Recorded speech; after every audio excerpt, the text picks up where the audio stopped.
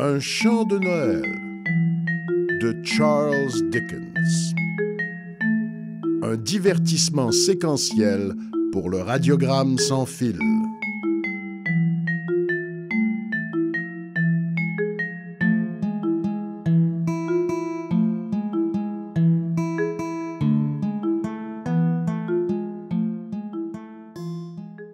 Dans l'épisode précédent, l'esprit des Noëls passés fit apparaître devant Scrooge des ombres représentant un Noël de jeunesse du vieil avare.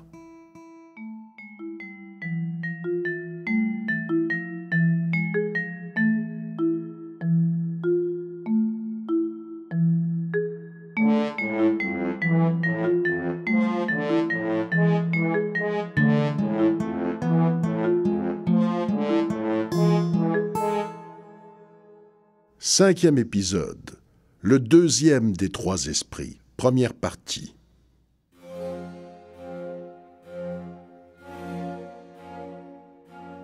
S'éveillant au milieu d'un ronflement d'une sonorité prodigieuse et se mettant sur son séant pour assembler ses pensées, Scrooge n'eut pas besoin d'être informé qu'une fois de plus, l'horloge allait sonner 1 heure. Il sentit qu'il était rendu à la vie consciente juste au bon moment, dans le but exprès d'entrer en conférence avec le deuxième messager qui lui serait dépêché grâce à l'intervention de Jacob Marley. Mais comme il s'aperçut qu'un frisson glacé le saisissait lorsqu'il se demandait lequel des 2 rideaux de son lit ce nouveau spectre allait tirer, il les ouvrit tous de ses propres mains et, s'allongeant de nouveau, se mit aux aguets pour surveiller les abords de son lit, car il désirait affronter l'esprit au moment de son apparition et ne voulait pas se laisser prendre par surprise ni perdre son sang-froid.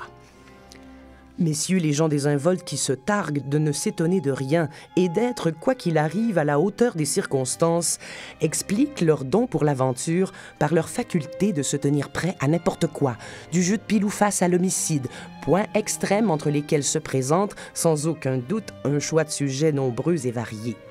Sans m'engager aussi hardiment pour Scrooge, je n'hésiterai pas à vous prier de croire qu'il était prêt à voir surgir bon nombre d'apparitions bizarres et que peu de choses, d'un bébé à un rhinocéros, auraient pu le surprendre véritablement.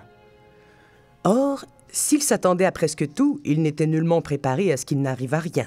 Par conséquent, lorsqu'une heure sonna à la pendule, sans qu'aucune apparition eût fait son entrée, il fut saisi d'une violente crise de tremblement.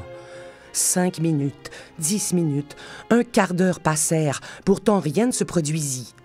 Pendant ce temps, il se reposait sur son lit, au centre et au cœur même d'une grande lueur rougeâtre, dont les rayons avaient convergé sur lui au moment où sonnait l'heure. N'étant que lumière, la chose était plus alarmante pour lui qu'une douzaine de fantômes, car il lui était impossible de savoir ce qu'elle signifiait ou présageait. Il craignait même par instant d'offrir, sans avoir la consolation de le savoir, un cas fort intéressant de combustion spontanée. À la fin, toutefois, il lui vint à l'idée ce que vous et moi aurions pensé depuis le début, car c'est toujours la personne qui n'est pas dans l'embarras qui sait ce qu'il aurait fallu faire, ce qu'elle-même aurait fait indubitablement. À la fin, dis-je, il lui vint à l'idée que la source et le secret de cette lumière spectrale pourraient bien se trouver dans la pièce voisine, d'où, lorsqu'il la suivit à la trace, elle semblait émaner. Cette idée s'étant complètement emparée de son cerveau, il se leva doucement et se glissa en pantoufle jusqu'à la porte. Au moment où Scrooge posait la main sur le loquet, une voix étrange l'appela par son nom et lui enjoignit d'entrer. Il obéit. C'était son propre salon. Cela ne faisait aucun doute, mais la pièce avait subi une étonnante transformation. Les murs et le plafond étaient si bien ornés de feuillage vert qu'on eût dit un vrai bocage, où de tous côtés scintillaient des baies brillantes. Les feuilles luisantes du houx, du gui et du lierre reflétaient la lumière comme autant de petits miroirs éparpillés. Et dans la cheminée montait en rugissant une flambée magnifique dont ce triste foyer pétrifié n'avait jamais connu l'ardeur ni au temps de Scrooge, ni au temps de Marley, depuis bien des hivers. Entassés sur le plancher et formant une sorte de trône, on voyait des dindes, des oies, du gibier, des volailles, du fromage de tête, des grands quartiers de viande, des cochons de lait, des longs chapelets de saucisses, des mince pies, des puddings, des bourriches d'huîtres, des châtaignes grillées toutes chaudes, des pommes aux joues écarlates, des oranges juteuses, des poires succulentes, d'immenses galettes des rois et des bols d'un punch bouillant qui obscurcissait la pièce de sa délicieuse saveur. Trônant nonchalamment sur cette couche était assis un joyeux géant, splendide à voir. Il tenait à la main une torche allumée dont la forme évoquait la corne d'abondance. Et il s'éleva très haut afin de répandre sa lumière sur Scrooge lorsque ce dernier passa la tête par la porte. « Entre !» s'écria le fantôme. « Entre et apprends à mieux me connaître, l'ami !» Scrooge s'avança timidement et se tint devant l'esprit, la tête basse. Ce n'était plus le Scrooge rétif des heures précédentes, mais bien que les yeux de l'esprit fussent clairs et pleins de bonté, il n'aimait pas les rencontrer. « Je suis le fantôme du Noël présent, » dit l'esprit. « Regarde-moi en face !» Scrooge obéit avec respect. L'esprit était vêtu d'une simple robe ou cape vert foncé, brodée de fourrure blanche. L'étoffe était si négligemment drapée autour de son corps que sa vaste poitrine était nue, comme s'il dédaignait d'user d'un artifice pour se protéger ou se cacher. Ses pieds, qui dépassaient des amples plis du vêtement, étaient nus également, et sur la tête, pour seule coiffure, il portait une couronne de houx, parsemée ici et là de glaçons brillants. Les longues boucles de sa chevelure brune flottaient librement, sans plus de contrainte qu'il y en avait dans son visage franc, son œil clair, sa main ouverte, sa voix gaie, ses manières aisées, son air jovial. À sa taille pendait un antique fourreau, mais il était vide de toute épée et rongé par la rouille. « Tu n'as jamais vu mon pareil ?» s'écria l'esprit. « Jamais !» répondit Scrooge. « N'as-tu jamais fréquenté les plus jeunes membres de ma famille, je veux dire, car je suis très jeune. Mes frères aînés, nés ces dernières années ?» poursuivit le fantôme. « Je ne le crois pas, » dit Scrooge. « Je regrette, mais je ne le crois pas. Avez-vous beaucoup de frères, esprit ?»« Plus de 1800, » dit le fantôme. « Famille énorme et ruineuse à entretenir, » murmura Scrooge. Le fantôme de Noël présent se leva. « Esprit, » dit Scrooge avec soumission, « conduisez-moi où vous voudrez. Je me suis promené la nuit dernière malgré moi et j'ai reçu une leçon qui commence à porter ses fruits. Si vous avez ce soir quelque chose à m'enseigner, je veux bien en faire mon profit. Touche ma robe. » Scrooge fit ce qu'on lui disait et saisit la robe d'une main ferme. Houx, gui, baies rouges, lierre, dinde, oie, gibier, volaille, fromage, viande, cochon, saucisse, huîtres, mince pie, pudding, fruits et punch, tout disparut à l'instant. S'évanouirent de même le feu, la pièce, la lueur rougeâtre, l'heure nocturne. Et ils se retrouvèrent le matin de Noël, dans les rues de la ville, où, car le temps était rigoureux, les gens faisaient une sorte de musique frustre, mais alerte et assez plaisante, en raclant la neige qui recouvrait le trottoir devant leur maison, et en la faisant tomber du toit, à la grande joie des gamins, ravis de la voir s'écraser au sol et s'éparpiller en minuscules avalanches. Les façades des maisons paraissaient très noires et les fenêtres encore plus noires, par contraste avec la nappe de neige lisse et blanche des toits et avec la neige moins propre dont la dernière couche sur le sol avait été labourée en profonds sillons par les roues pesantes des charrettes et des voitures. Ces sillons se croisaient et s'entrecroisaient des centaines de fois au carrefour des grandes artères et creusaient un réseau compliqué d'ornières dont le tracé se perdait dans la boue épaisse et jaune mêlée d'eau glacée. Le ciel était sombre et les rues les plus courtes étaient bouchées par une brume noirâtre, moitié glace, moitié eau, dont les particules les plus lourdes s'abattaient en averses de suie, comme si toutes les cheminées de Grande-Bretagne avaient pris feu d'un commun accord et flambaient à cœur joie. Il n'y avait rien de très gai dans le climat ni dans la ville, et pourtant il régnait partout un air de liesse, que le ciel d'été le plus clair et le soleil d'été le plus brillant auraient été impuissants à répandre. Car les bonnes gens qui pelletaient la neige sur les toits étaient affables et de bonne humeur. Ils s'appelaient d'un parapet à l'autre et de temps en temps, en manière de plaisanterie, ils s'échangeaient une boule de neige, projectile assurément plus inoffensif que bien des plaisanteries verbales. Ils riaient de bon cœur quand ils atteignaient leur cible et de non moins bon cœur quand ils la manquaient. Les boutiques des marchands de volailles étaient encore à demi ouvertes, et celles des marchands de fruits rayonnaient de toute leur splendeur. Il y avait de grands paniers de châtaignes ronds et ventrus, comme les gilets de vieux monsieur bon vivant, s'étalant à la porte et débordant jusque sur le trottoir dans leur apoplectique prospérité.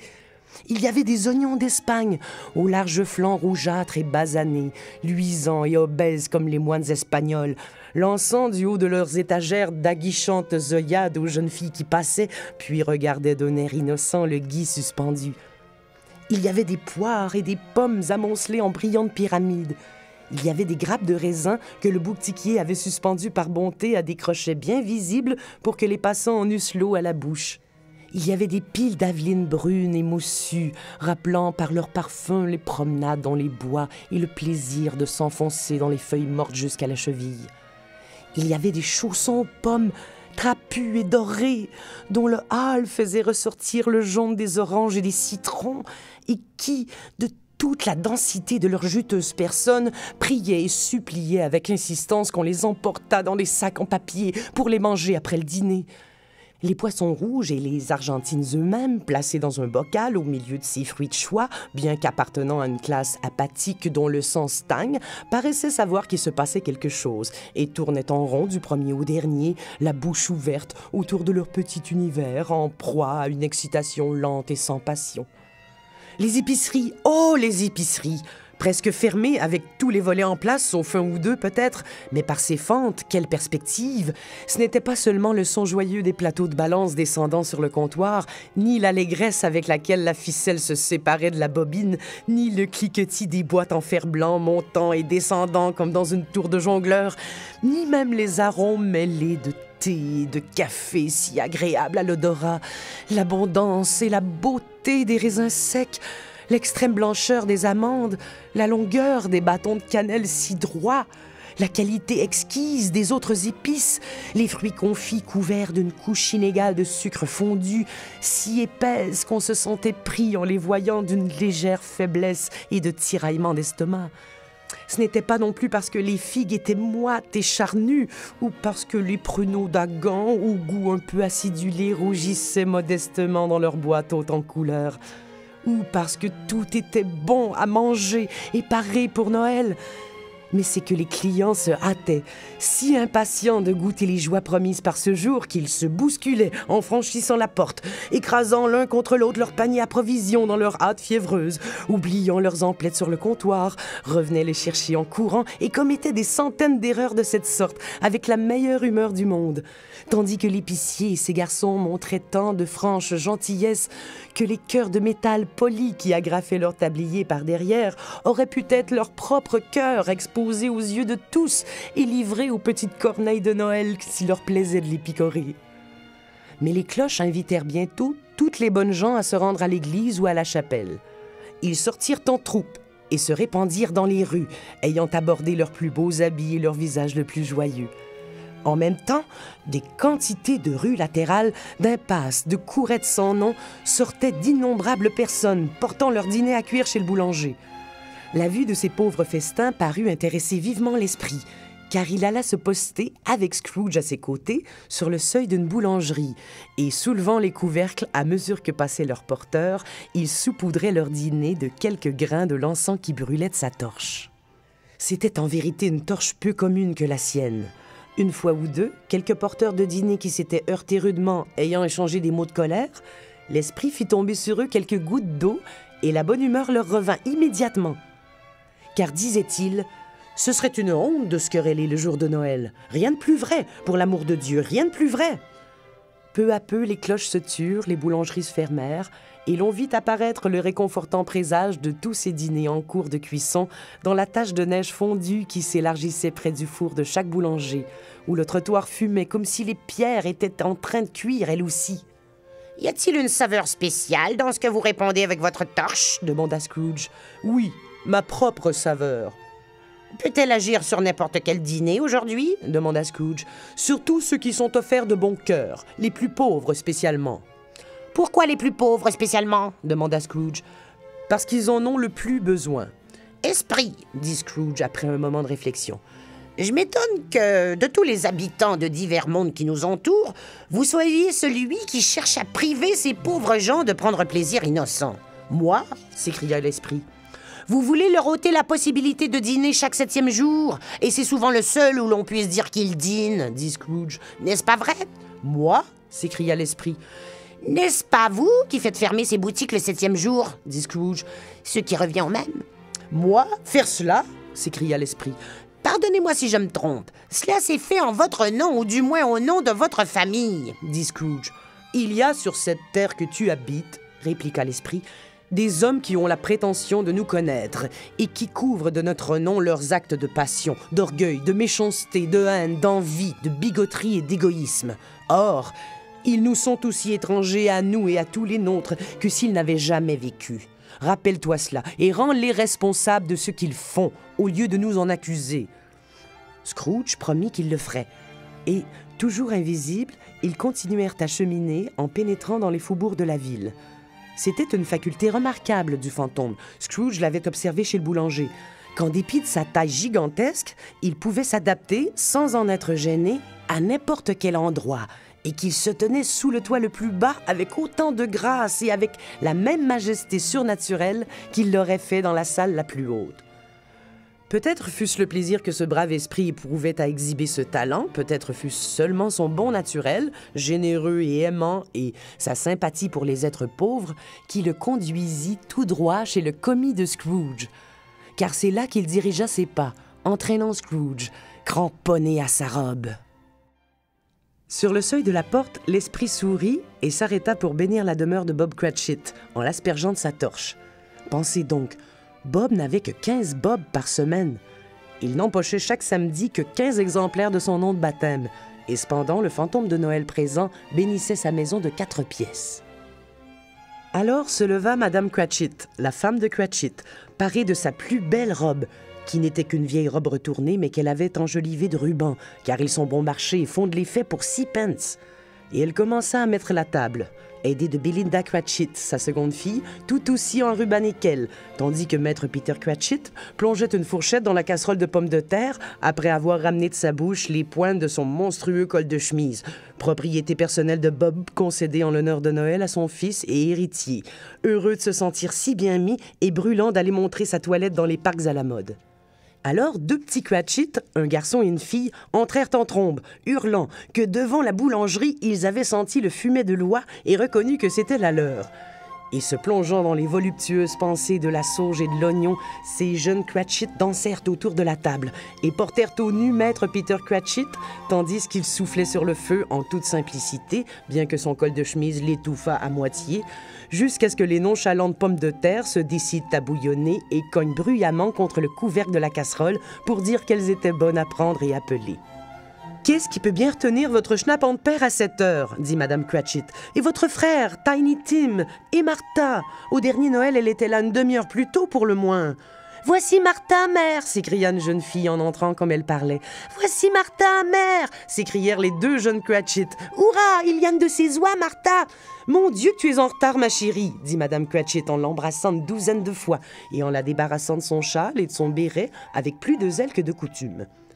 « Nous avons eu beaucoup de travail à terminer hier soir, » répondit la jeune fille. « Et ce matin, il a fallu mettre de l'ordre, mère. »« Bon, n'y pensons plus, puisque te voilà, » dit Madame Cratchit. « Assieds-toi devant le feu, ma chérie, et réchauffe-toi bien. Dieu te bénisse. »« Non, non, voici père qui arrive !» crièrent les 2 jeunes Cratchit, qui étaient partout à la fois. « Cache-toi, Martha, cache-toi !» Martha se cacha, et l'on vit entrer le petit Bob, le père, avec au moins 3 pieds de cache-nez, sans compter la frange qui pendait devant lui, et ses vêtements râpés, reprisés, brossés, pour leur donner un air de fête, Tiny Tim juché sur ses épaules. Hélas, le pauvre Tiny Tim portait une petite béquille, et ses jambes étaient soutenues par une armature en fer. « Eh bien, où est notre Martha ?» s'écria Bob Cratchit en regardant autour de lui. « Elle ne vient pas ?» dit Madame Cratchit. « Elle ne vient pas ?» dit Bob, perdant brusquement sa bonne humeur, lui qui avait servi de pur sang à Tiny Tim qui était revenu de l'église au grand galop. « Elle ne vient pas le jour de Noël ?» Martha eut du chagrin de le voir si déçu, fût-ce par plaisanterie. Elle sortit donc prématurément de sa cachette derrière la porte du placard et courut se jeter dans ses bras, tandis que les 2 jeunes Cratchit s'emparèrent de Tiny Tim et l'emportèrent dans la buanderie pour lui faire écouter le pudding qui chantait dans la lessiveuse. « Est-ce que le petit Tim a été sage ?» demanda Madame Cratchit après avoir taquiné Bob sur sa crédulité et quand il eut embrassé sa fille autant de fois qu'il en avait envie. « Sage comme une image, et mieux encore, » dit Bob. « On dirait qu'à rester si longtemps assis tout seul, il réfléchit à des tas de choses et qu'il lui vient les idées les plus étranges. Il m'a dit en revenant qu'il espérait que les gens l'avaient bien regardé à l'église parce qu'il est infirme et que ça doit leur être agréable, surtout le jour de Noël, de penser à celui qui fit marcher les mendiants paralysés et rendit la vie aux aveugles. » La voix de Bob tremblait en répétant ces mots. Et elle trembla bien davantage lorsqu'il ajouta que Tiny Tim gagnait tous les jours en force et en entrain. On entendit résonner sur le plancher son active petite béquille, et avant qu'une autre parole eût été prononcée, Tiny Tim entra, escorté de son frère et de sa sœur, qui l'installèrent sur son tabouret devant le feu. Et tandis que Bob, ayant remonté ses manches, comme si le pauvre garçon il avait risqué de les abîmer davantage, composait dans une cruche un mélange chaud à base de gin et de citron qu'il agita et tourna un bon moment et qu'il mit à mijoter au coin du feu. Maître Peter et les deux petits Cratchit, ces prodiges d'ubiguïté, s'en allèrent chercher l'oie qu'ils rapportèrent bientôt en cortège triomphal. À entendre le tumulte causé par leur entrée, on aurait pu croire qu'une oie était le plus rare de tous les oiseaux, un phénomène emplumé auprès duquel un cygne noir serait l'objet le plus banal, et c'était en vérité plus ou moins le cas dans cette maison. Madame Cratchit fit chauffer la sauce, préparée d'avance dans une petite casserole. Maître Peter écrasa les pommes de terre avec une vigueur incroyable. Mademoiselle Belinda sucra la compote de pommes. Martha essuya les assiettes chaudes. Bob installa Tiny Tim près de lui, dans un tout petit coin de la table. Les deux jeunes Cratchit avancèrent les chaises pour tout le monde, sans s'oublier. Puis, ils se mirent en faction, chacun à son poste. Une cuillère enfoncée dans la bouche pour être sûr de ne pas réclamer de l'oie avant que vint leur tour d'être servi. Enfin, les plats furent posés sur la table et l'on dit le bénédicité. Il fut suivi d'un long silence haletant lorsque Madame Cratchit, examinant lentement du manche à la pointe le couteau à découper, se prépara à le plonger dans la poitrine de l'oie. Mais à peine l'eut-elle fait, à peine un flot de la farce longtemps attendue s'en fut-il échappé, qu'un murmure de béatitude monta du cercle des convives, et que Tiny Tim lui-même, excité par les deux jeunes Cratchit, martela la table du manche de son couteau et cria d'une voix ténue « Hurrah !» Jamais on n'avait vu pareille oie. Bob déclara qu'il ne croyait pas qu'on eût jamais fait cuire de semblable. Sa chair tendre, son goût exquis, sa taille et la modicité de son prix furent l'objet de l'admiration générale. En y ajoutant la compote de pommes et la purée de pommes de terre, ce fut un dîner suffisant pour toute la famille. Et encore, comme le fit remarquer Madame Cratchit avec beaucoup de joie, l'œil fixé sur le petit bout d'os qui restait dans le plat, il n'avait pas tout mangé. Pourtant, chacun en avait eu assez. Et les plus jeunes Cratchit en particulier étaient barbouillés de sauge et d'oignons jusqu'aux sourcils. Mais lorsque les assiettes eurent été changées par Mademoiselle Belinda, Madame Cratchit quitta la pièce seule, trop émue pour supporter la présence de témoins, afin de démouler le pudding et de l'apporter sur la table. Et s'il n'était pas assez cuit? Et s'il allait se casser quand elle le démoulerait? Et si quelqu'un était passé par-dessus le mur de la courette et l'avait volé pendant qu'il se régalait d'oie? À cette supposition, les deux jeunes Cratchit devinrent livides. On imagina toutes sortes d'horreurs. Oh là! Un grand nuage de vapeur. Le pudding était sorti du baquet. Une odeur de jour de lessive. C'était la toile qui l'enveloppait. L'odeur d'un restaurant qui serait à côté d'une pâtisserie, elle-même à côté d'une blanchisserie. C'était le pudding. Une demi-minute après, Madame Cratchit faisait son entrée, le visage rouge, mais souriant fièrement, portant le pudding, semblable à un boulet de canon moucheté, dur et ferme à souhait, imbibé d'un quart de pinte d'eau de vie enflammée et orné d'une branche de houx de Noël plantée à son sommet. « Oh, quel merveilleux pudding !» Bob Cratchit déclara, et il parlait avec pondération, qu'il considérait ce pudding comme le plus grand succès de la carrière de Madame Cratchit depuis leur mariage.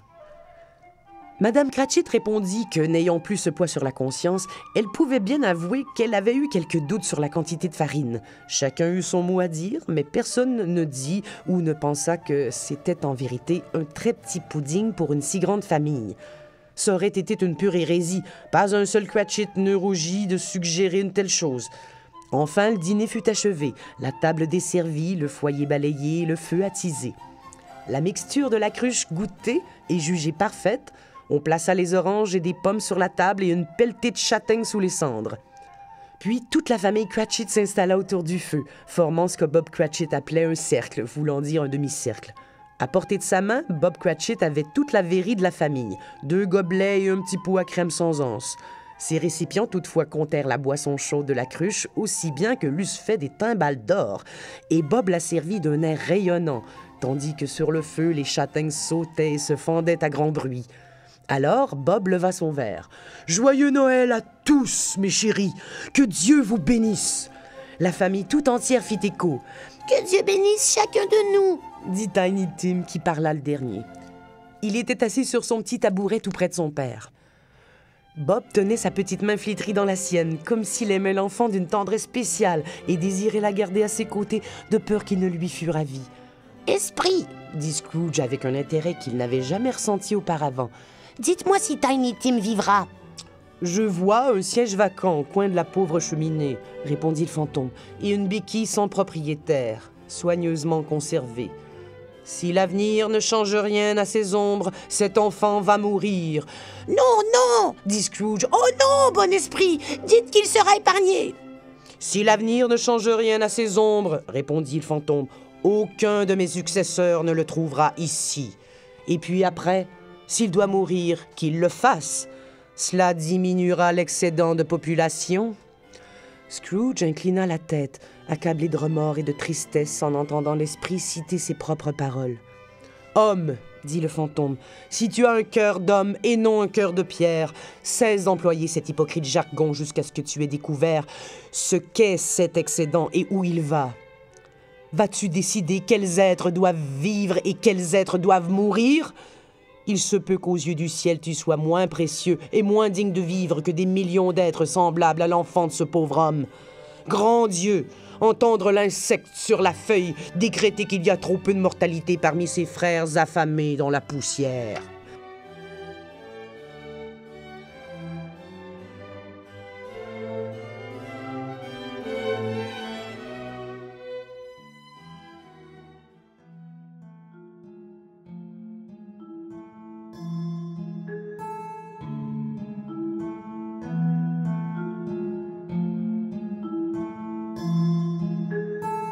C'était Un chant de Noël de Charles Dickens, avec les voix de Céline Flao, Sylvain Fortier, Caroline Hébert et Jean-Luc Bonspiel. Direction technique, Marc-André Morin. Direction artistique, Caroline Hébert, Marc-André Morin et Jean-Luc Bonspiel.